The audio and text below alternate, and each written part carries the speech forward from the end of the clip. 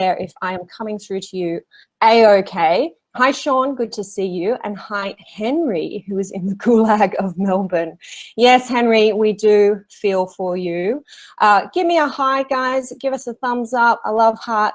Yes, Kathy's telling me I'm blurry as well. Sorry, guys. It takes a little while sometimes to heat up here in in the Wi-Fi land. So I'm hoping that's going to sort itself out for us. And Gary's saying, has it started? I hope it started, Gary, because I'm off and I am running. Natalie, hello. Melinda, hello. Hi, Deb. Kathy, I hope I said hello. Yes, hoping that it's may just be the internet. Not sure, guys. I shouldn't look at these comments. Let's continue on. I am going to, before I welcome in our special guest, Megan Chatterton, I'm going to give you a bit of an update for those of us who are in New South Wales. You may not be aware that this has been happening, but there is a bill currently being debated before our New South Wales Parliament that is relevant, very relevant, to our strata schemes. It is the Strata Schemes Management Amendment Sustainability Infrastructure Bill of 2020. And it was introduced on the 17th of June, so not that long ago. It has had its second reading speech and the debate has been adjourned.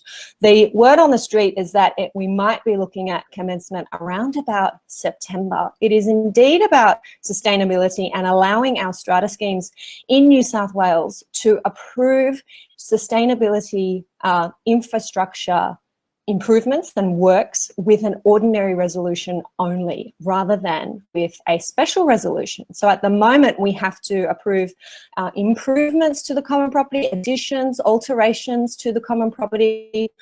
We have to approve those by way of special resolution under our New South Wales legislation. This amendment is going to allow us to approve the installation of sustainability infrastructure by way of an ordinary resolution only, which is really, really cool. But this bill is doing a few other exciting things as well, which we need to be across for our strata schemes. Rochelle is going to put a link to the bill for us in the comments there. Thank you for that, Rochelle. But the legislature is taking the opportunity to clarify some things that have been bothering some of us in our application of our legislation the last few years, which is really cool. It is going to remove the ambiguity and protect the secrecy of votes cast in secret ballots. So we are amending section 182 of the Act to insert an exclusion clause that prevents any records that could identify how an owner voted from being handed over unless the owner's corporation is ordered to do so by a tribunal or a court. So this is really answering one of those questions. If it's a secret ballot and someone wants to inspect the records under section 182 of the Act, do we have to produce those records? Well, the bill is going to amend the Act to say you do not have to produce those records. So good clarification there. The bill is going to resolve an inconsistency between the strata laws and the Residential Tenancies Act with respect to a prospective tenant's right to be provided with a copy of the scheme's bylaws. So we're going to make sure that our tenants are getting copies of the scheme's bylaws for sure. And we are clarifying a section in the Act, well, amending it really to make it work a little bit better, to make sure that owners' corporations, when they receive from the tribunal a copy of an application that has been made to the tribunal, they must send a copy of that application out to all owners. That is not quite clear enough in the legislation at the moment, and owners are saying, didn't get a copy of the application, where is it that the owner's corporation is supposed to send it to me?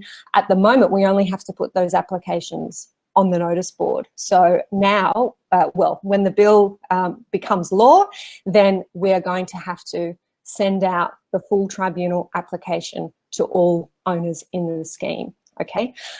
And very excitingly for me, because this is something that I think Rena and I have talked about on the podcast and has caused some confusion for a number of you, we are finally clarifying that a person who owns multiple lots in a scheme can validly appoint a single proxy to represent all the lots that they own. So we're not going to be breaching proxy limit rules if we have a single proxy that represents a number of lots that are owned by the same person. So that makes absolute sense to me, and it is something that that was the way that I was interpreting the legislation. So it's really good to see some clarity that's going to be provided there. So if you just jumped in, I'm talking about the Strata Schemes Management Amendment Sustainability Infrastructure Bill of 2020. And the debate on that has been adjourned as at the 17th of June, and we will come back letting you know when that bill is going to be made law, maybe around September. We're looking forward to that. So link there in the comments for you. I am just going to head back and make sure, good. I've just seen a comment from Natalie saying, looking clear and fabulous now.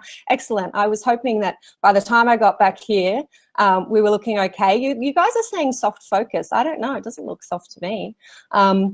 Anyway, as long as you can hear me and you're all comfortable settling in for happy hour, I want to head back and say hello to anybody that I've missed. Hi, Michelle. Hello, Neville. Thank you, Rochelle, for putting that link. That's the link to the bill that I've been talking about. Carol is here. Excellent. Wonderful. So good to see you all. I am just going to make sure that I keep an eye on the time because there is a lot that we want to get through today, a lot that I know our special guest wants to bring to you.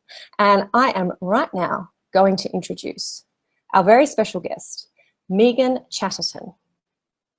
Megan is a sustainability coordinator at the City of Sydney Council. She works closely with strata keys, building managers, strata managers, and energy consultants to drive upgrades that deliver resource efficiency, cost savings, and improved livability for the city's almost 2,000 residents. Now, we have dragged Megan out from the place where she is usually most comfortable, behind the scenes, for a roundup of initiatives and resources available to owners' corporations to support sustainability improvements in their buildings. Now, on the personal side, I am told that Megan is an ultra trail runner who is fueled almost exclusively by jelly snakes and Prosecco. I am dying to ask her if she has her Prosecco with her today. I am bringing her on now. Megan Chatterton, here she is. Hey, Megan. Good afternoon, Amanda. Thank you. Yes, I have. I don't have Prosecco with me today, but I do have a German fine sparkling wine. So that's my little drink of choice, a Henkel Piccolo. It's part of my drinking strategy, actually, that I only buy Piccolos because they limit your intake. So one of those. Indeed, they do. Yeah. I'm so pleased to hear you have a drinking strategy. I should have had a drinking strategy last night. I did not have one. Yeah, well, I was thinking maybe that's why you're looking a little blurred, actually. I didn't want to say. I was waiting for someone else to say it. I wasn't going to say it. Is that what it is? Is that what's coming through? No, I'm good. I'm good. I'm ready to go for the weekend again. And well, it's great to have you. Yep. Oh, sorry, just a point about that legislation. It's actually the first legislation in New South Wales that specifically refers to greenhouse gas emissions. So that's a huge triumph in and of itself. And it is strata legislation. And it's strata legislation of all things. Yes. So very forward thinking. Very, very forward thinking. We are indeed. Now, speaking of forward thinking, tell us where you are today, Megan. Interesting. I am broadcasting live from an eco village in Bega, in the Bega Valley, called The Bend. This is it's an eco neighbourhood. The land was purchased by a consortium of investors, if you like, in 2004. And they had the specific intention of setting up an intentional, ecologically and socially connected community, and they've done just that. So I am in the home of a friend here that set me up with the technology. I can hear the chickens clucking, and I can hear bees buzzing and corellas, and I can see well, a big orchard for one, a shed, a big shed, tool shed. it's fantastic here. So there's about 22 households at the moment living here. About half the lots are owner occupied. The other half are community housing. So part of the intention of the village was to have that mix, a diversity of people, young and old, different professions, and also affordable housing. It's been going really well. As far as I know, all the houses here are north facing. They all have solar, composting toilets. All the water comes directly from a retirement village adjacent to here, and it's filtered in a pond. But what struck me when I did a little bit of research around this, Amanda, is that it's actually community title. So there you go. When I think of community title and neighbourhood associations, I tend to think of the big Sydney Park villages, Harold Park, that kind of thing, with the blocks and blocks of apartment buildings and big tennis courts and swimming pools and that kind of thing. But this is just it's just a different type of communal living, really. And I think that maybe there's a lot of overlaps and similarities between the vertical communities that we talk about in Strata and that dense urban living, and some of the principles of these intentional communities. So yeah, some shared. Very interesting. I feel like there could be that, the research and the learnings from intentional communities could well be applied to our urban environments as well. Yeah, definitely. It's always good to challenge those assumptions, isn't it? When we think, especially us city dwellers, as we are, a lot of us, and I know a lot watching today, are in the inner city, whether you're in Melbourne or whether you're in Sydney, to know that we do have community schemes, neighbourhood schemes, different types of associations, doing things differently, but using the same legislation that we are using here in our high rises, if you like. As you can see my sky out the back there, I'm hoping you'll get a nice sunset eventually too.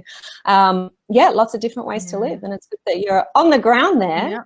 So they have it's not all happy, rainbows and sunshine. I guess they have to go through all the same hoops and decision-making governance processes, but on top of that they have this consensus decision-making layer. So if you think it's hard to make a decision in an ordinary scheme, it's consider how long it can take to make decisions here. So that's probably the drawback that I'm hearing, that decisions do take a long time to come to fruition. But it sounds like I'd be happy lovely place. And a place to be nice and relaxed and take your time making decisions. That sounds good to me. Yeah. Now, Megan, anybody who received my email this afternoon letting them know that you were going to be here and saw some of the posts on social would have heard me say or read that the City of Sydney is both a national and an international leader when it comes to supporting sustainability in our residential apartment sector. Why does it do that? What's the drive? Why is it important? Well, contrary to what people may think, living in apartment buildings is actually quite resource intensive.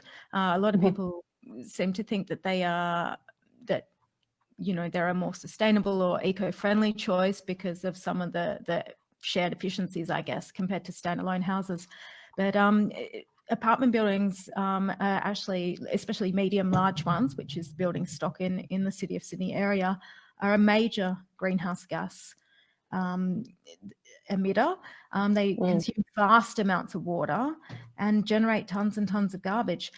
So lessening these, so the city wants to reduce those impacts as far as we can, in line with the targets for Sustainable Sydney 2030, and just generally contribute to a more livable, cleaner and connected city. So it's a huge focus, and we do have a dedicated plan, a 10-year plan and budget for that. Yeah, and good on you for tapping into that. And I see a number of councils following in your footsteps. Some doing a little better than others perhaps, and some with a little more focus than others. But I know I do a lot of work closely with councils, a lot with City of Sydney, other Sydney councils, and I do see you guys are just streets ahead of so many others with the initiatives that you have. And that's why it's so important to have you here today, spreading the good news about what you do and the opportunities that are available for our buildings to get involved in that. I think quite a few people watching today might have been brought in by the hook, if you like, you can use my marketing speak, the hook that I put out there, which is how can our buildings save money by implementing sustainability infrastructure? What are the little things that they can be doing? I'm going to jump straight into that. What is your advice, Megan, for owners corporations who want to save money on utilities, let's say? Well, in the first, well, I think it's the old adage: you can't manage what you don't measure, and owners corporations are notoriously bad at understanding and even just keeping track of their electricity and water consumption. It's not uncommon that you, even if you're on a strata committee, you may never have seen a bill. So knowing knowing what your use is, how does that compare? Is that good? Is it bad? There's a very basic first step that you need to do, which is to start citing your bills and ask your strata manager to be sending them if they're not already.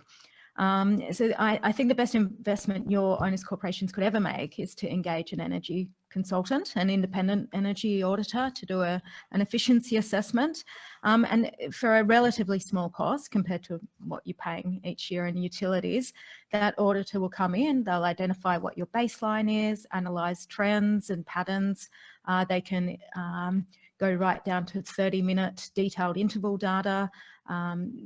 They can identify what your daily load is, if there's peaks, where there shouldn't be peaks over the course of 24 hours. And then from this, they can identify recommendations for upgrades and put together an action plan and a business case for upgrades. And then that piece of work then becomes the basis for engaging with your owners corporation. And I think a good case scenario would be that you do that piece of work, you have a credible data evidence-based document to work from and advice, and you start to map that out and integrate some of those recommendations into your 10-year capital works fund plan. We know things don't happen fast, but a good outcome is that if 3 of the recommendations get taken seriously and happen within, say, 3 to 5 years. We always recommend staging projects. Do some of the low-hanging fruit first, see the success, see the impact it has, the reduction, and it just gives people a little bit more confidence to go to those higher stakes upgrades. Yeah.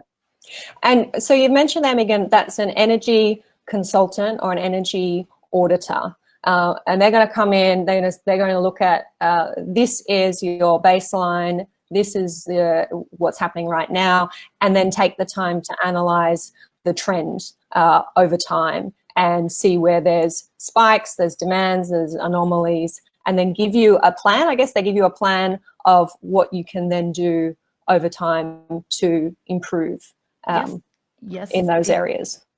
Exactly. And they won't just do that's the desktop component of it, I guess. A good auditor or any auditor assessor will actually go in and look at specific pieces of plant and equipment, look at the way they're operating. Is it to spec? Does it meet compliance, Australian standards? Does it need to be running all the time? That kind of thing. So they'll give recommendations around that. If you've got a heat pump that is due to be replaced, you can start considering what might be a more efficient technology to replace it with. Having that independent voice is just so important, because then it's not that lone person banging their head trying to convince people that this will save money. So over the last 3 years, we've probably worked with about 300 buildings directly. We could pretty much guarantee that an auditor would identify 30% savings where you haven't previously done a lighting upgrade. And I'm talking about a medium, large size apartment building. So 30% cost savings and energy savings. And on average, the savings we're seeing are $57,000 per year per building. So that's year on year. Imagine what you can do with that money, guys. That's for electricity. That's energy. That's not even water. So more savings, again, around 30% guaranteed savings with most buildings for water. So we have been doing this. As I said, we've worked with several hundred buildings now through our Smart Green Apartments program and our grants. And these are that's the what do you call it? The average figures that we're coming out with consistently. Yep. And I'm sure for anybody watching who is in the City of Sydney Council area, you'd be able to put them in touch, Megan, with buildings who have been through the program with you, so that committee members can talk to other committee members about what it's all about, how it went, exactly how much they saved. Exactly. So that's another thing to tap into, leadership networks and case studies. So very lucky, a lot of your listeners I know are from Sydney. There's a few network meetings, Strata related, sustainability Strata related even, that meet up every few months. So there's one in Green Square, there's one in Darling Square, and then we have the City of Sydney's Sustainability Leadership Network as well. So we meet quarterly. There's about 40 to 50 people that come and get together. There's always a guest presenter, be it on governance or electric vehicle, whatever the topic is. We have a guest speaker and then time afterwards to just to chat with other people, see who they used, what helped, what didn't, and I can't overstate the importance of those direct learnings and sharings. It's a very uncharted territory for a lot of people, and it's a lonely space to be in often as a sustainability champion living in Strata when there's so many other conflicting priorities. It can be really hard work, and those networks are just invaluable. Looking at case studies, there's some on the Smart Green Apartments website, and also the website is a little bit dated at the moment, but it will be updated. The Green Strata website also has some fantastic case studies as well. So there are savings. Think what you could do with that money that you're saving. Yeah. Excellent. And it doesn't have to be a big task getting started by the sounds of it. I know my building, we have an owner here who's very keen to find out more about the options, and we're in the Waverley Council area, and they, like City of Sydney, are very hands-on with this stuff, really, really good with the education in this area. They even had a webinar earlier this week about solar, and our resident attended this, our owner attended this and reported back to the committee and said it all sounds really great, but there's a few things that we need to do first. We need to look at maybe upgrades to our electricity circuit board, which is years and years out of date. And I think she was feeling a little bit overwhelmed about that. I know I mentioned that to you, Megan, and you said, we don't have to jump straight to solar. There are some little things we can be doing first, looking at our electricity bills and our water bills and just lighting, switching out lights, things like that. And I can see how getting this consultant involved takes that, the size of the elephant is reduced somewhat, or we can see clearly the bites we need to take out of the elephant one at a time. And an independent consultant at that. So someone that's not trying to sell you product. It's very, it's essential. The Green Strata website does have a suppliers directory. You can have a look at that for some suggestions. I believe on Wednesday, I also sat in on the webinar you're referring to by Waverley Council. It was very good. They had an energy auditor on there, Gareth from Energy Smart Strata, and he was talking through that whole the process of getting solar ready and even deciding if it's viable or not. And certainly by emailing me after this, I can link you into those resources. It was a big week for solar and education around solar in apartment buildings. In fact, Renew also held a webinar on Monday evening They had 3 or 4 guest speakers with some just really, really good information to get you started. And that covered a lot of energy efficiency kind of upgradey things, as well as the renewables. There is a lot to consider. It's with solar, it's not the first place you should start. So yeah, indeed. I'm just trying to pop in, as you mentioned them there, Megan, some web addresses, and I put Green Strata in there, and I think Renew is renew.org, I am hoping. Rochelle, if you can pick that one up, renew.org, if I'm correct. I am just checking, maybe that's not correct, but if we will come back and we will put the links to these resources that Megan is mentioning to make sure you have access, and we'll definitely get your email address if you don't mind being inundated by happy hours with some more questions. I'm just going to head over to the comments because I can see that Deb has asked a question: is there data available online anywhere to get an idea of average consumption for energy, for example, for apartments? And Melinda has very kindly replied to say a neighbour's rating is key. Megan, do you want to fill us in on Neighbours, what Neighbours is all about? It's not the show that we used to watch on Channel 10. Those of us old enough, young enough, old enough. Go, take it away. Excellent question. 2 years ago, there wasn't necessarily data available on that. However, there is now a tool that does exactly what you are referring to and asking about. So Neighbours is the National Australian Built Environment Rating System. As per the title, it is a national-based approach. It measures the operational performance of a building.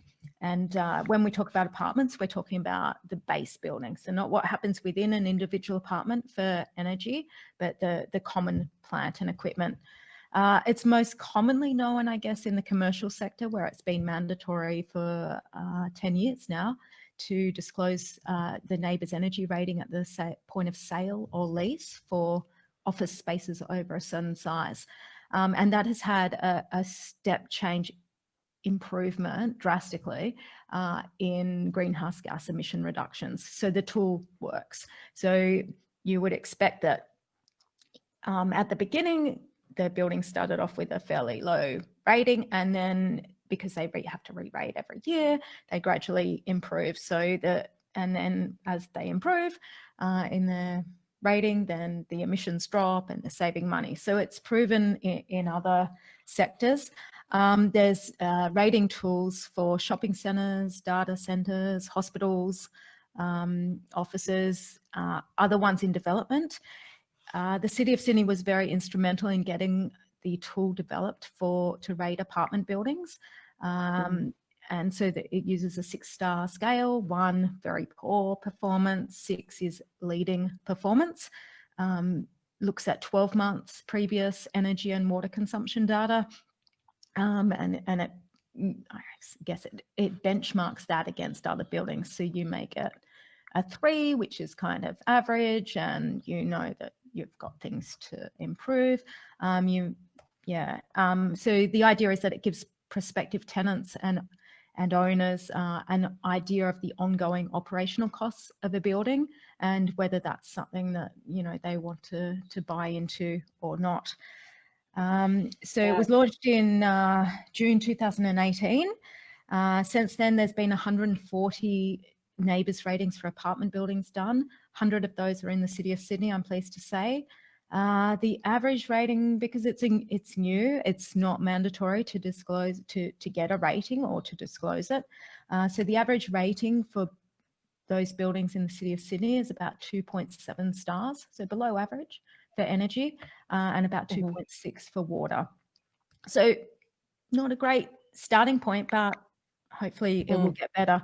It's not mandatory at the moment to get one, but I predict that it will go the way of the commercial office sector.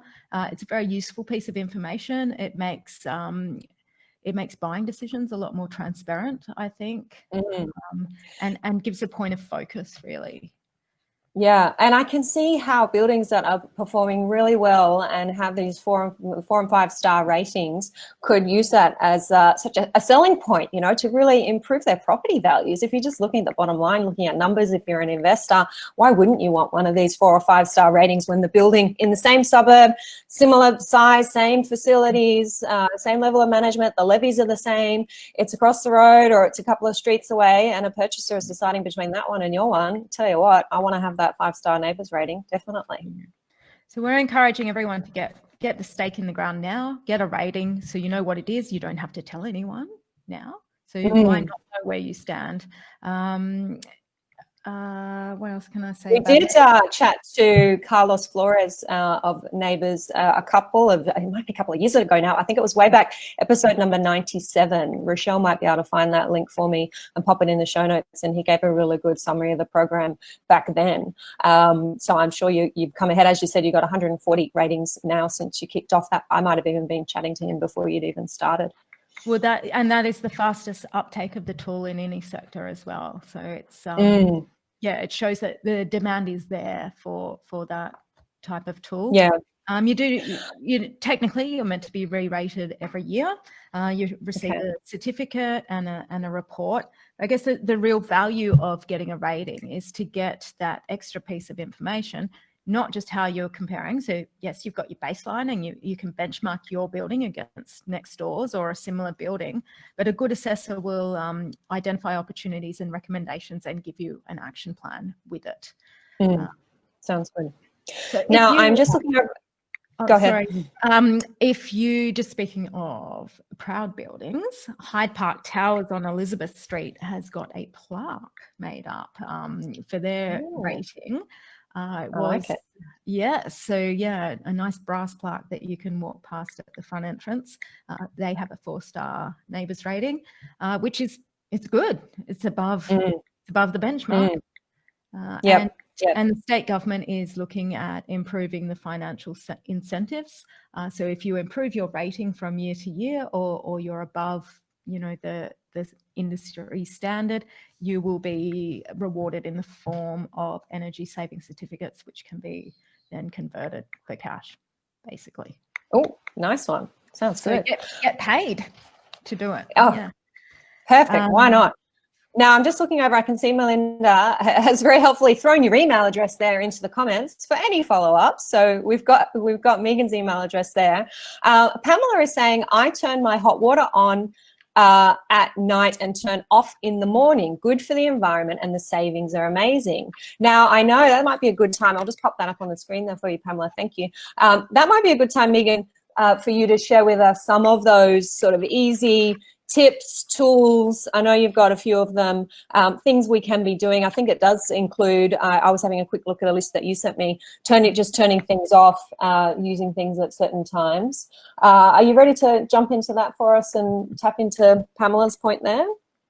Absolutely. So I'll start from the top. So if we're talking about just pure cost savings, and just remember, we're talking about the base building energy use, common area energy use here, not what's going on within the apartments.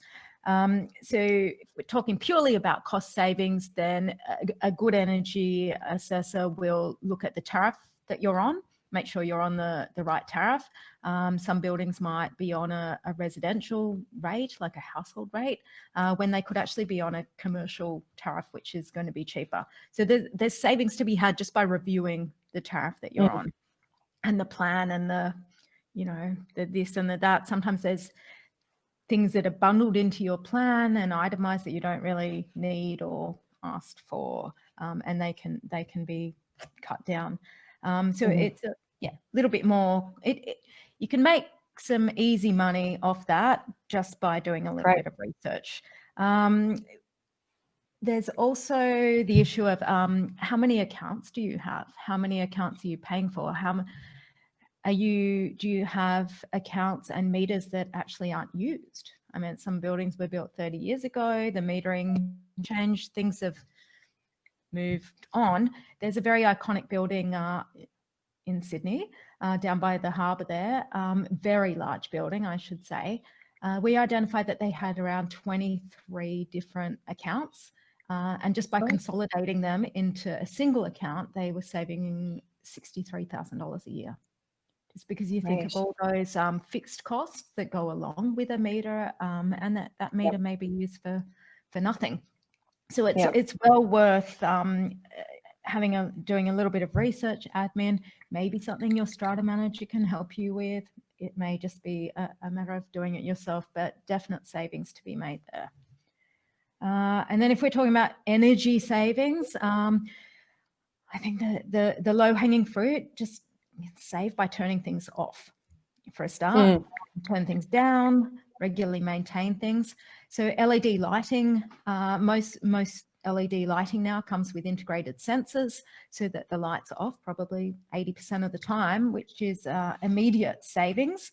Lighting upgrades will deliver a very quick saving, almost like an immediate saving really, with a very fast payback period.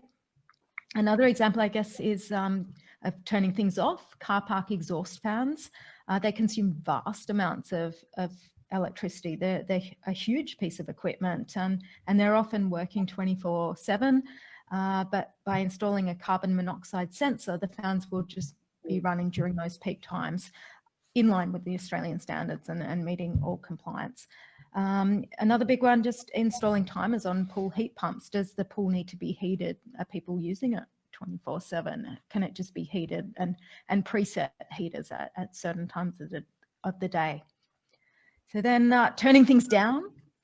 Pumps and fans don't need to be running at full throttle 24/7. They can be slowed down by retrofitting a variable speed drive, a little bit like a hairdryer. It's got the high setting and a low setting, and the less intensive setting is going to use less energy. Adjusting the thermostat on centralized air conditioning every degree makes a huge difference in a quarter or a year. And then if we move on, regular maintenance, making sure that your equipment is working to spec, that it's maintained, it's cleaned, it's doing what it's meant to do, and it's doing that at an optimal level. So keeping on top of that, and that's really an asset management kind of thing. Leaks. Let's talk about water. When we think of savings, we tend to think of energy, but water is a huge one. So 85% of water used in an apartment building is used within individual lots. And of that, around 30% is leaks, just dripping taps. And there's no real financial incentive for an owner or a tenant to bring a plumber and pay the call out fee and get these things fixed. So then they just drip and drip. I mean, taps have a life of about 7 years before they need replacing. So if you think about it, if you've got 41 levels, a building with 41 stories, and you've got 10 apartments on each floor, and all of those start systemically leaking, just the cost is astronomical.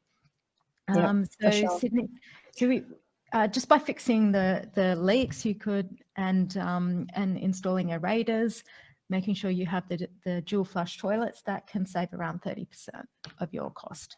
Fantastic. There are so many. Excellent tips there. And this video does stay on the page, guys. So if you do want to come back and take a note of those to share with your committees or your fellow owners, it will be here. I just want to go back. There's some excellent comments here. I'm seeing a comment from Nathan. I've just put that up on the screen.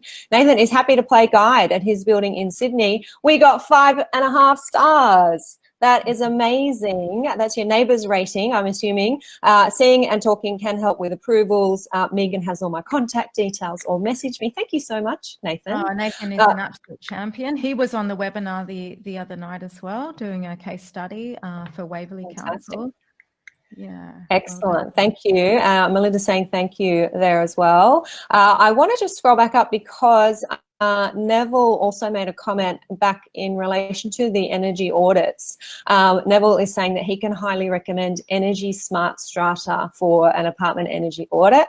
That is awesome. This is what I love about this place, this space, having these conversations, and how generously everybody shares their knowledge and their contacts and their experience. This is what we need to be doing, guys. Awesome.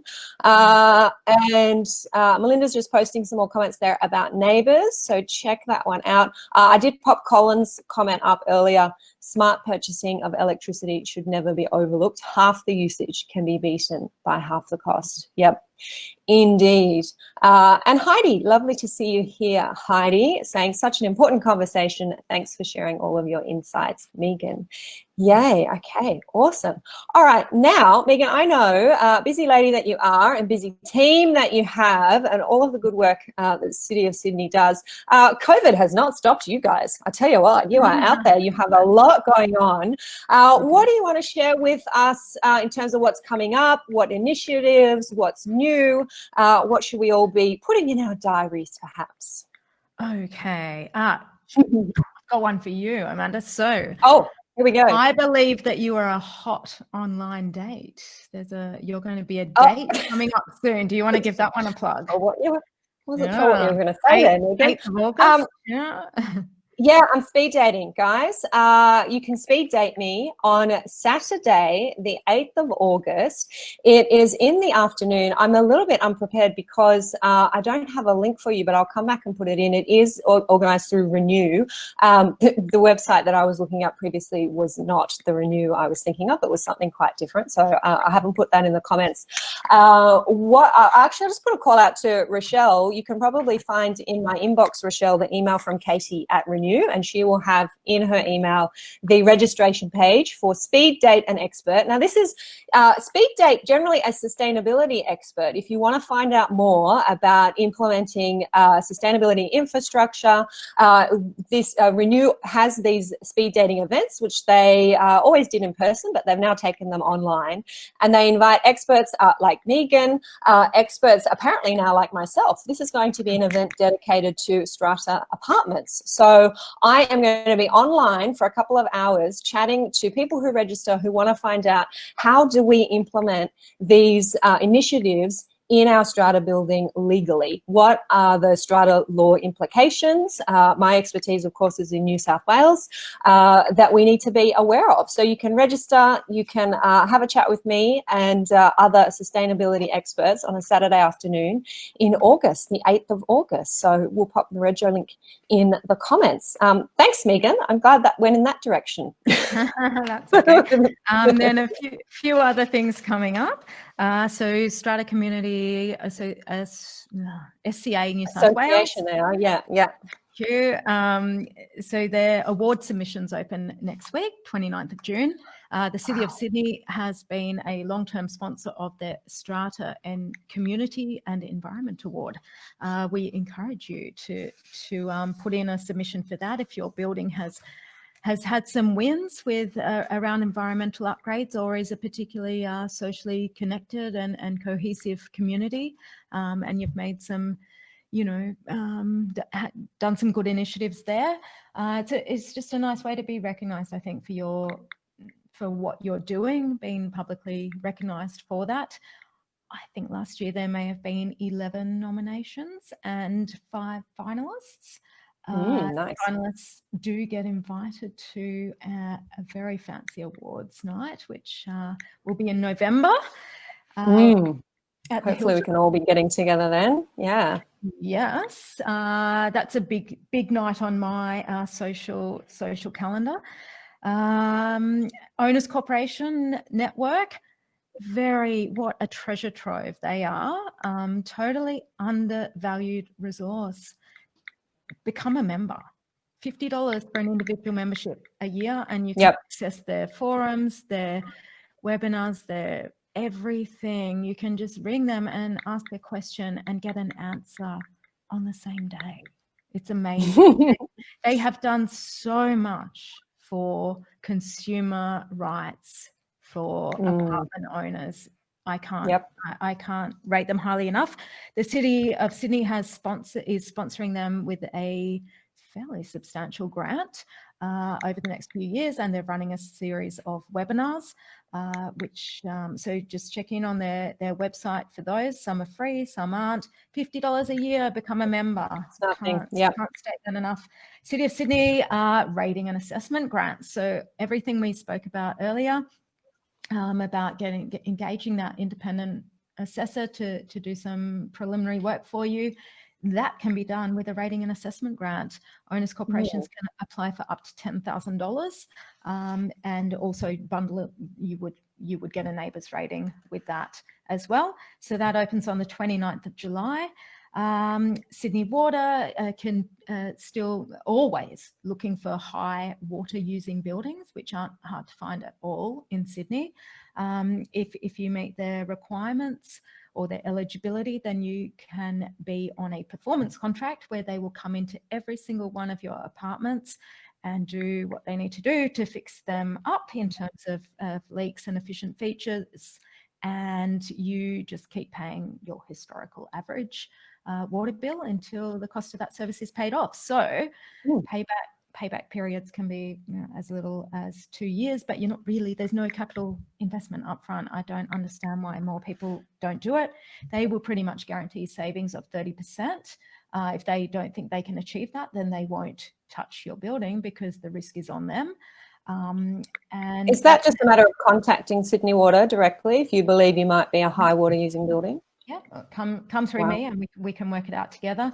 So the 12 buildings that they've done now, the average savings 35% or $41,000 per year per building, every year, not just one. Imagine. Yeah. Tell you what you can do with that money, guys.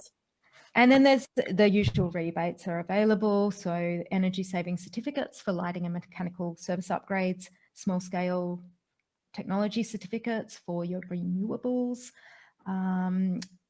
Neighbours, again, they have waived their lodgement fee for the next 12 months. So that's a $1,600 saving to any owners corporation wanting to get rated. So you still need to pay the assessor's fees, but that $1,600 lodgement fee is waived. And Power to You, in conjunction with Ausgrid, I believe, have got discounts on LED lighting and solar for particular postcodes in the City of Sydney area at the moment. So that makes that might get a business case for a long-awaited solar project or lighting upgrade over the line. That's all I've got for you, Amanda. Amazing. I think that's enough. That is plenty. Thank you so much, Megan. That is amazing. Such a long list there of initiatives that you can get involved in. Sounding like it's a great time to get involved in a lot of those as well. I'm just heading over to the comments. Oh, I'm losing Megan? Oh, are you okay? Okay. All good, all good. I will carry on with the show. Brent is, hi Brent, how are you? Good to see you here. I'm just posting your comment up on the screen, hopefully. Yes, I've done the right thing there. Brent says Docklands in Melbourne has an example of flexible solar panels being installed vertically on a plant room wall on the top of a building. So cool. That actually, my building would be quite suited to that. We've got a similar structure on the top. So good to know, Brent, that can be done. Brent, of course, doing lots of good work with his company, Watt Block. And Colin is saying that COVID dropped our power usage in April by 21%. Surprise, May was same as last year in a 186 lot building. Okay. Very, very interesting. Okay, we have, I think, found the link for the Renew website, renew.org.au. Excellent. I will come back and put the direct registration link for the speed dating event, which is the 8th of August. Michelle is now saying you're seeing my lovely sunset. Yes, very lucky here to have a beautiful sunset. I'll keep the blinds down for now. But yeah, maybe next time, depending on if we can get the boys out to football again and I can have this space, we can see a bit more of the sunset, which will be fun. Anybody who came in a little bit late and didn't catch my intro about the bill that is before the New South Wales Parliament to amend our Strata Schemes Management Act in New South Wales, you can head back and have a listen to that. It's in the first 10 minutes of this video, but Rochelle might post the link there again for us to a copy of the bill. The short summary is that we are, when this becomes law, going to be able to approve sustainability infrastructure installations with an ordinary resolution rather than a special resolution. So that is all very exciting. It's something we've been looking forward to for a while. And that legislation also deals with a couple of other pesky issues, I say, that have been facing us with our Act. I don't think I mentioned it in the first 10 minutes, but the one of the more important pesky issues, I suppose, that's being fixed with this amendment is that we can now enforce orders of the tribunal. Yay, finally. There was a loophole, and is still a loophole in our legislation that makes it very difficult, if not impossible, to enforce orders of the tribunal if an order is not complied with, to push on and seek a penalty. There was an error that was found by the appeal panel in a case that I was actually involved in, Strata Plan 82306 and Anderson, a few years ago now, and we're finally amending that with this new legislation, making clear that indeed owners and owners corporations can make applications to enforce orders of the tribunal when they haven't been complied with. So that's my little summary of where we were at the top of the vid. Head back and have a listen to that. We will shortly be wrapping up. It's another whirlwind happy hour. Megan, is there anything that you wanted to add that we haven't got to, that you wanted to throw in? And if anyone has more questions, feel free to pop them in the comments. If we don't get to them, we'll head back and answer them later on. Maybe just a quick nod to green power, actually. So I know a lot of buildings are very excited about solar. It's not always the answer. It's not always practical. And green power is just the easiest way, really, to go renewable. So of those, when I referred to the 140 national neighbours ratings earlier, 2 of those have a 6-star rating. They're both in the city of Sydney, LGA. One of them is called Glow, and they did their first rating. They got 5, I think, and then they did some improvements and installed solar, and then they got 6. The other one, really interesting, Maestro in Harold Park. They didn't get the kind of rating that they were necessarily happy with. There's some physical limitations, if you like. It's a new development. It's only about 4 years old, this building. There's some physical limitations of the site at the moment that mean that it's just impractical to do any of the upgrades that need to be done. They resolved to purchase green power. So their 6-star neighbours rating is with green power. And I had a really interesting talk with some of the Strata committee members about that the other day, asking what the value proposition was for that to other owners, because they needed to resolve to do that. They couldn't just do that. And they said it was actually, there was no philosophical dissent, if you like. They all wanted to do it. And the way they sold it was it would cost you an extra $50 per lot for us to do this. So that was easy, and they're just wanting to, they recognise the Green Star credential, and they wanted to use it to attract a certain type of buyer into the precinct. And also because they're the largest building in that precinct, they wanted to set an example to the other buildings, the other strata schemes as well. So yeah, just really interesting that that it was unanimous that they would do that, and they will continue to do that. They've renegotiated their energy contract. So I think for the next 3 years, that's what they will be doing. In time, as they build up their capital works fund, they will invest in some of the upgrades that they'd like to do. But for now, this makes sense for them. So yeah, really interesting, that market differentiation Yeah, $50 a lot, not bad to be improving your property values. And very good point you raised there, Megan, about being part of a precinct. And I have certainly been in a situation for a client where they were a strata scheme inside a community association. So they were what we would call in New South Wales a subsidiary body. And they wanted to install solar panels on their roof. And they had to make sure that that installation was also at all times complying with whatever rules and regulations the community association had about those kinds of installations. So they had to be looking at the community management statement, as well as looking at what approvals do we then need to get within our own building.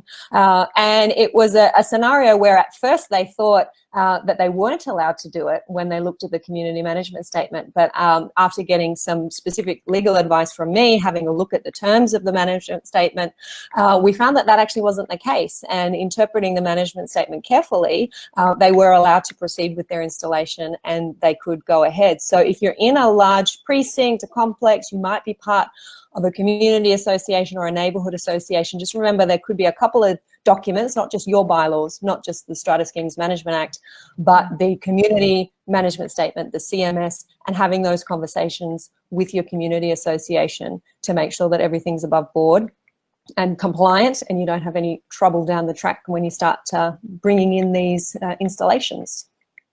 Excellent. Okay, so I am just heading over to see our final comments over here. Pamela is saying, thank you, Amanda and Megan. A very informative session again today. Indeed, we are here for happy hour. I am certainly here every fortnight. We'll be back in 2 weeks' time, bringing to you a special Strata expert. And our expert today was Megan Chatterton, City of Sydney Council. Thank you so much for joining me, Megan. It has been a lovely happy hour. Thank you, Amanda. You know, I'm a fangirl of yours, so it's an absolute pleasure.